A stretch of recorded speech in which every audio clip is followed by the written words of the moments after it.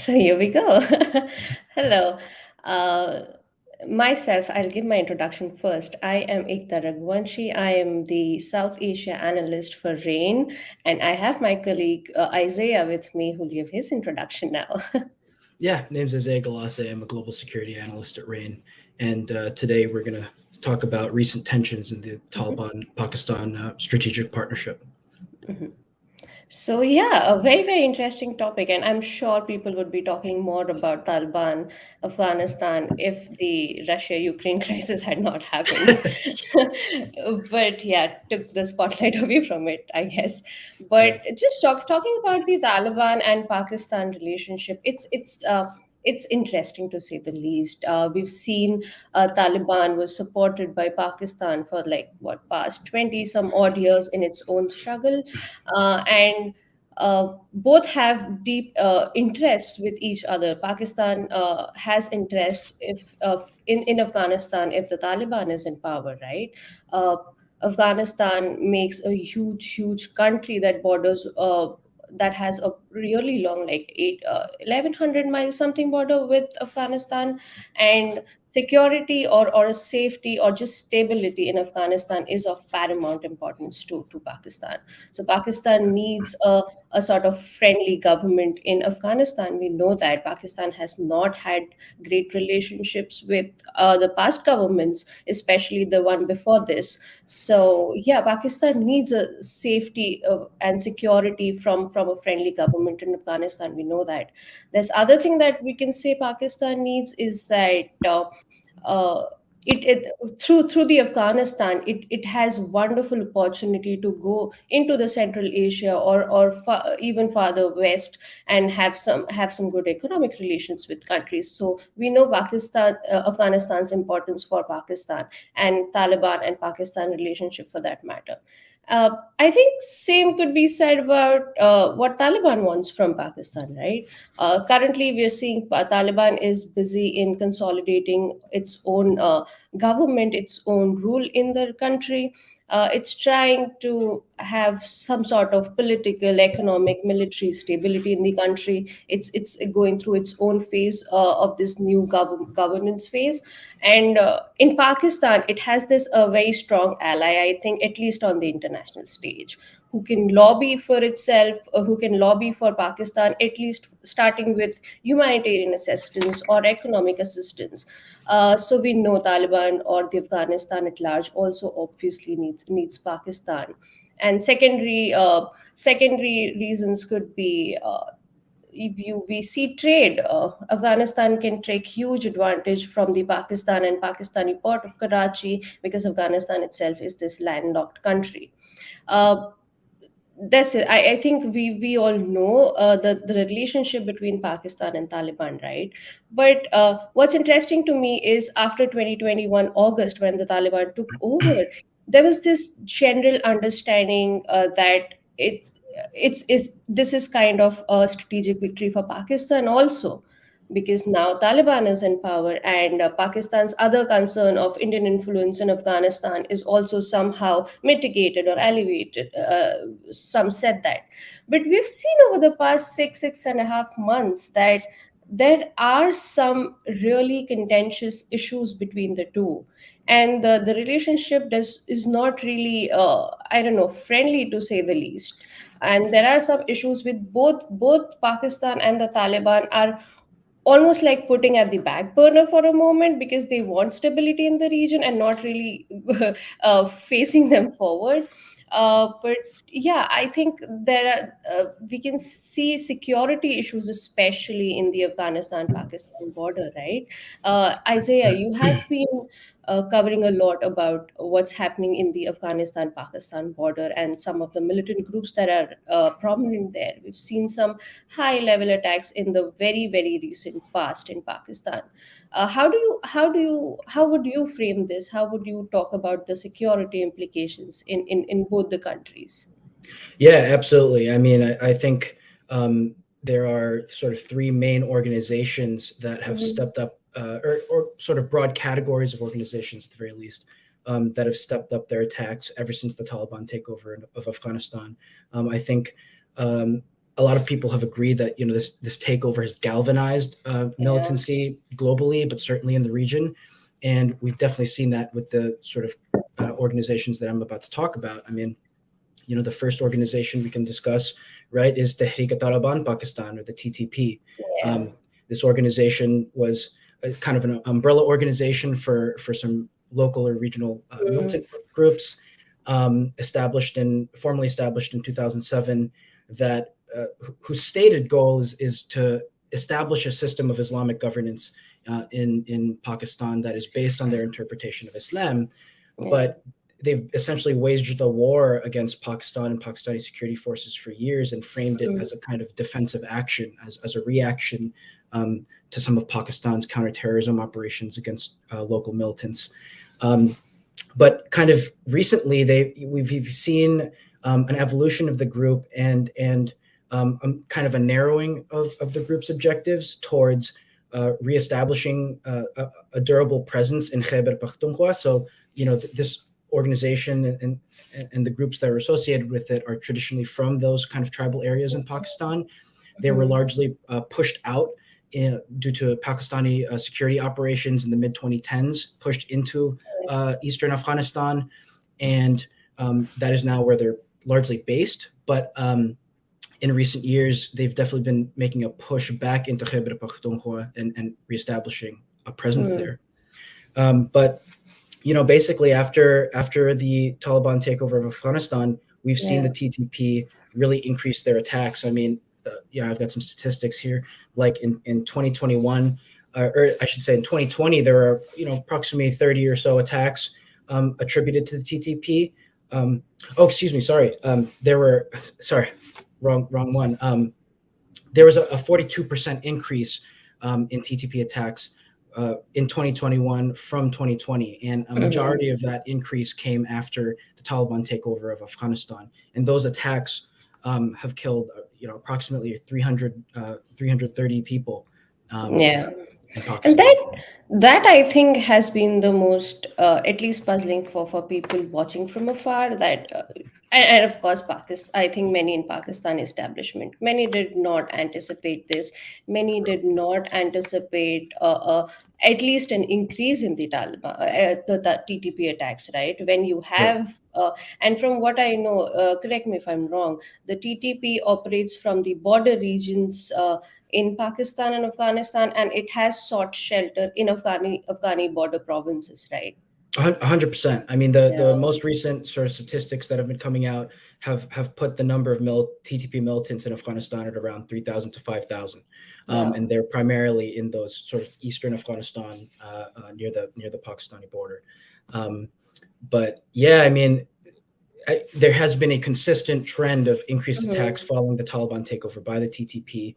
There was a brief month-long ceasefire that was negotiated by the Afghan Taliban between the Yeah, TTP and the yeah. Pakistani government from November of 2021 to kind of early December 2021. Around there, the TTP terminated that ceasefire and has recommenced attacks. Um, so yeah, And that's I think what's notable in the ceasefire currently is it was mediated by the Taliban. correct. which Yes, which which absolutely. was different this time because the Pakistan has had several ceasefire agreements with the TTP before. None Mm, have lasted, of course, more than even a month. But this one was special because it happened after the Taliban took control, and it was the Taliban who was mediating this. So we know, and of course, like you said before, from what I understood, the TTP has a very similar ideology to what the Taliban had for Afghanistan itself, and there is this ideological uh, I don't know buying. They are more similar than they are different. At least the sure. TTP and the Taliban, and they've Sure. worked together in the past. Sure. So Well, yeah. it's actually on that point. It's interesting because I think there was also a contentious period, Mm-hmm. but I think the aftermath of the Taliban takeover of Afghanistan has Mm. really kind of surprised people with the extent to which it underscored Yeah. the closeness of these groups, and which to a certain extent wasn't previously sort of agreed upon. Even in Pakistan, I think in the Pakistani security establishment kind of thought that the TTP threat would, to a certain extent, even go away after the U.S. withdrawal. I mean, they've Yeah. often blamed the TTP's existence on on the U.S. Presence in Afghanistan. So it's And very from interesting. yeah, from what I've seen, the Pakistan has been actively trying to get the Taliban to influence Right. to stop the TTP, right? And uh, it's also interesting that I've not seen Taliban actively doing that. Taliban has never, I think, outrightly said that okay, there is this TTP and we are talking to them, or they have not done that yet. And for an ally, for Pakistan, Supposed ally, who's right? who's this very very important country right now for you, who's advocating for your for aid in your country and for everything else in the international stage. It's strange that the Taliban is not really committing to this, and there is some, I don't know, there's some form of hesitance from the Taliban's side. I see, but yeah, Oh, about yeah, about the 100%. I mean, just real quick on that. I mean, the TTP in many ways sort of supported the Afghan Taliban when the U.S. was there and conducting counterterrorism operations in Afghanistan. right. There Hmm. there there was the development of deep relationships between these organizations, and so there is a certainly with certain members of the Afghan Taliban, Hmm. to a certain extent, a perception of like we're indebted to the TTP, and so especially as the Afghan Taliban are working through um, maintaining sort of unity in this time, Mm, um, it would be potentially fracture the group more if the yeah. Taliban were to take a harder line against the TTP. I think that's another concern that people have discussed. So Yeah. just on that point, yeah, There's also a very related issue I think we should touch upon here is the Durand Line issue. That's the another super contentious issue between Pakistan and the Taliban, right? Or right, Pakistan and Afghanistan at large, I would say. right. So we know that Durand Line is the border or the line that divides Pakistan and Taliban, and what's interesting is that in Afghanistan, neither any government nor the Taliban, nobody has ever recognized that line as a legal border between the two countries. Right. They have their reasons because it has historical precedence. It was. I think it was a British diplomat in 1893 who actually demarcated that line when Pakistan was part of British India. And yeah, the most contentious issue with the line is that it essentially cuts this area which is hugely Pashtun, ethnically Pashtun dominated area, and it cuts that in half, essentially, you can say. So a very very faulty border demarcated during the colonial times in the region, and neither the previous governments have ever recognized this line, or even the Taliban now. They've not said that okay, we know that there is this line. They always almost always refer to this as illegal border or something It's like that. it's perceived as a sort of archaic Yeah. remnant of British colonialism, and Mm, certainly, as you mentioned, it divides that traditional sort of mm, Pashtun or Pashtunistan kind of territory. yeah. Yeah.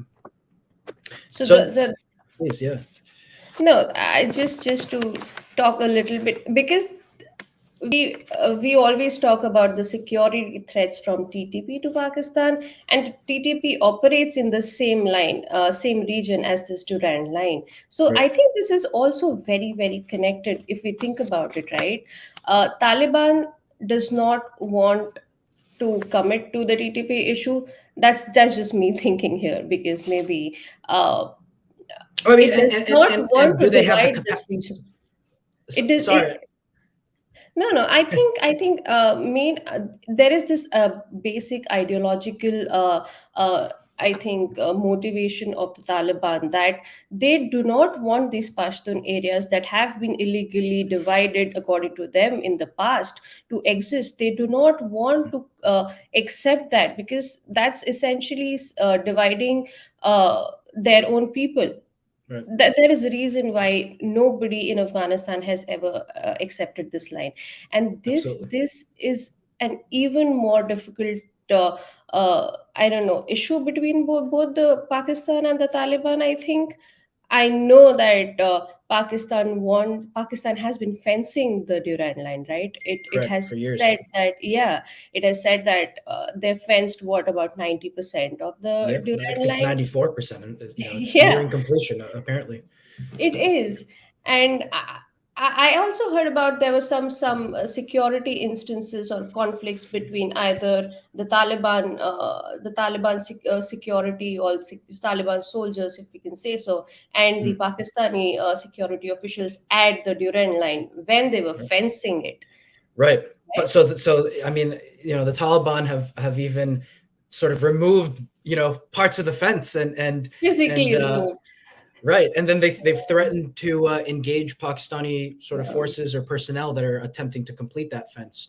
Mhm. And so absolutely, and then to go back to the TTP issue, there have been engagements across the border. I mean, the TTP have again in Afghanistan have even fired at Pakistani security forces across the border, and that risks.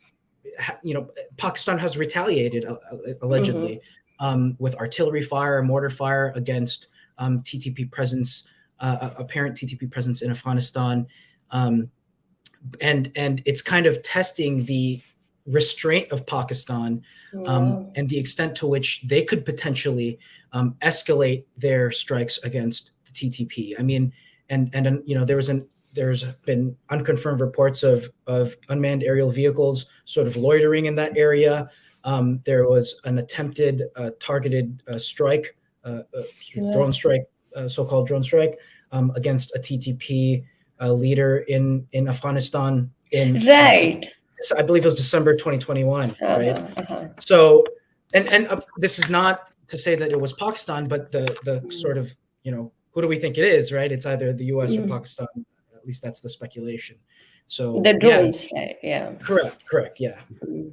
I mean I that think was also notably that was I think a week after the end of the negotiated ceasefire. ceasefire. Yeah, so it's like, oh wow, that's interesting timing, Yeah. Uh, I also heard that, yeah, there was this news headline that TTP commander was killed in this province in Afghanistan, but the Taliban never and it was also speculated that it would have been the Taliban because the Pakistan asked them to, or urged them to take some action against the TTP, mm, but the Taliban never acknowledged that, I think.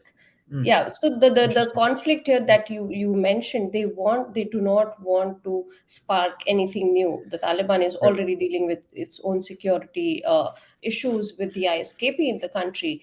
They do not want to take head on the TTP issue currently, at least from Uh, what it looks like.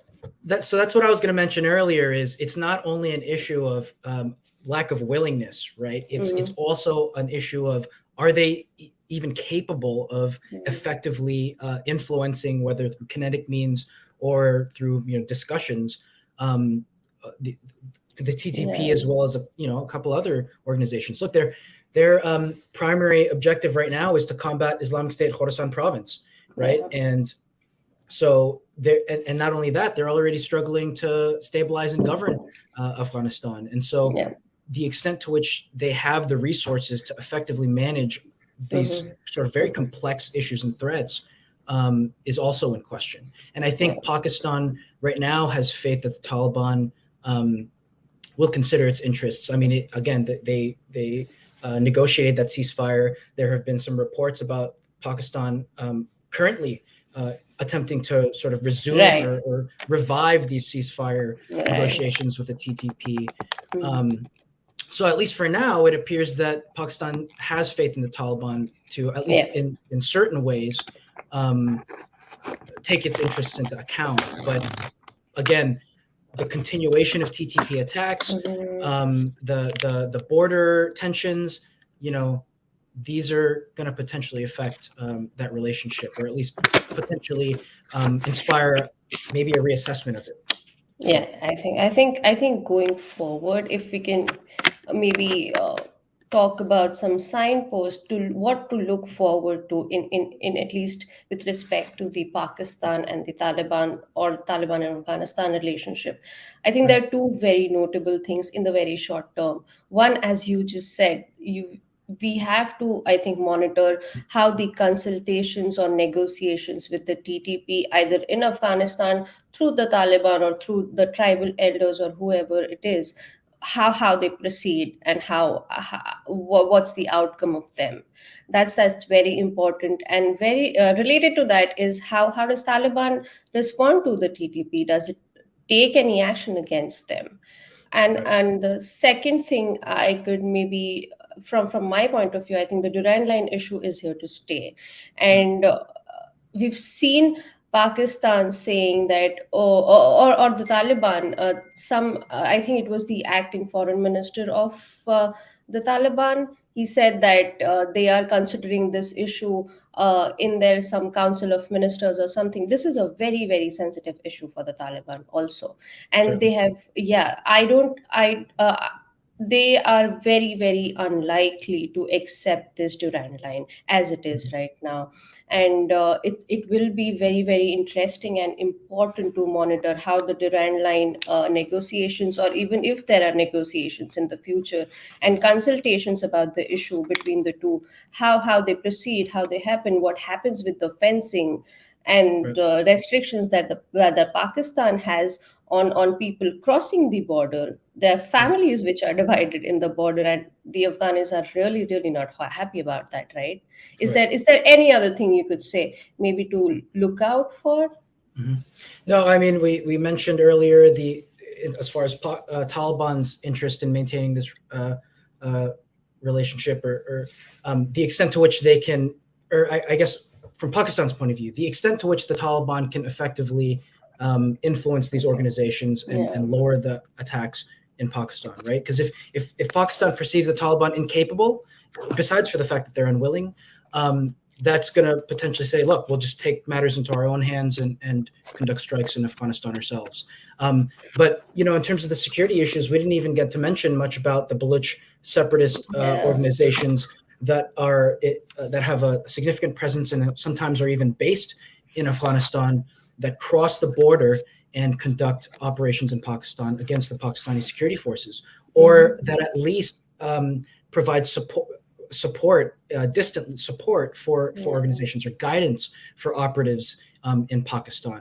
I think the space that these groups that you just mentioned have in the border regions, because the Taliban is just not equipped, like you say, it cannot monitor and see everything that's happening in it. So there are these buffer zones or vacuum zones that these militant groups really use to their advantage, Right. especially with respect to Pakistan. Right. Yeah, and look, just to mention one more thing, this was very recent, something that you and I both wrote about Yeah, recently, but obvious and certainly something that I think the world is kind of looked at yeah, with regards to Afghanistan is Islamic State, right? yeah. Islamic State is certainly well known in Afghanistan, but they've also Hmm. operated in Pakistan for some time as well. But Hmm. the past couple years, they've largely conducted sort of targeted killings. In 2020, they claimed two attacks.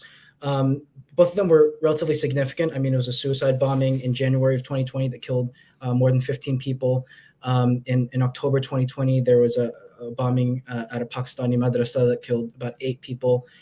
In 2021, those attacks increased to 8 attacks. One of the most notable of which was the Shia Hazara coal miners, Yeah. about 11 of them that were killed. But just on 4 March, so a week ago now, Islamic State, apparently an Afghan Islamic State militant crossed the border Yeah. and conducted a suicide bombing in a Shia Hazara mosque in Peshawar. And 60 dead, nearly 200 wounded. It's one of the most significant attacks by Islamic State in Pakistan in years.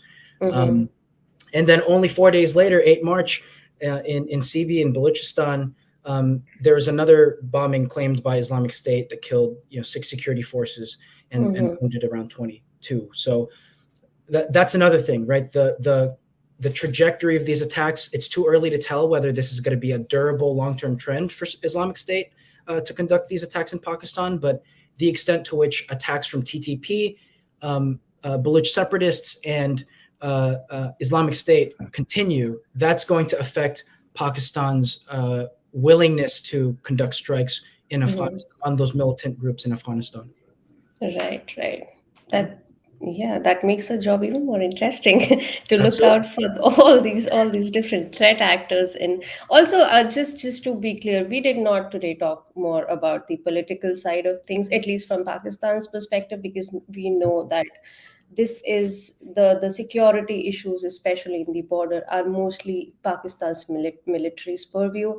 And yeah, we do not think that changing political actors in Pakistan are going to really affect or influence the military strategy it has. So that would remain same. But it definitely says one thing. The recent trends will definitely stretch Pakistan's own military resources, countering 100%. three different threat actors, three different militant groups, and all seem to be strengthened for some reason. All seem to be more cohesive. Their Right. attacks have become more tactically stronger than before. Right. uh, yeah, so I think it's a difficult time, at least security wise, in the Afghan Pakistan relationship, And and we should watch out for that. absolutely. And just to sort of, last point, the porousness of that border and Oh the yeah. difficulty with which one Pakistan is going to have in terms of actually securing it. I mean, Mhm. that's huge. That's huge. So again, that's why even if, let's say hypothetically, they are able to really secure that border. Well, if you're not striking these militants in Afghanistan that are supporting operatives in Pakistan, the extent to which it's going to affect Mhm. those militant groups' attacks in Pakistan is kind of insignificant. So, yeah, I know. great. Well, this was great. Yeah, always enjoy talking to you about these issues, and hopefully people got some was I able to know. learn about the issue. So yeah, Yeah, it's quite routine for us. absolutely, yeah, great. Okay. Let's I don't know how to